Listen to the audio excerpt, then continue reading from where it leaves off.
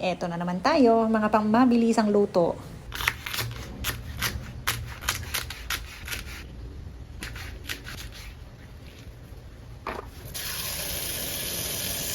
Yan na yung mga ingredients natin. Na-prepare na natin silang lahat.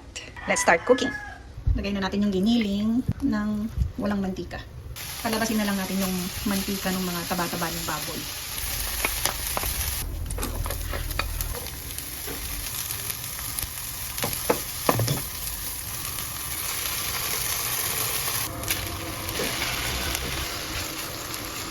Lagyan natin ng konting potato starch.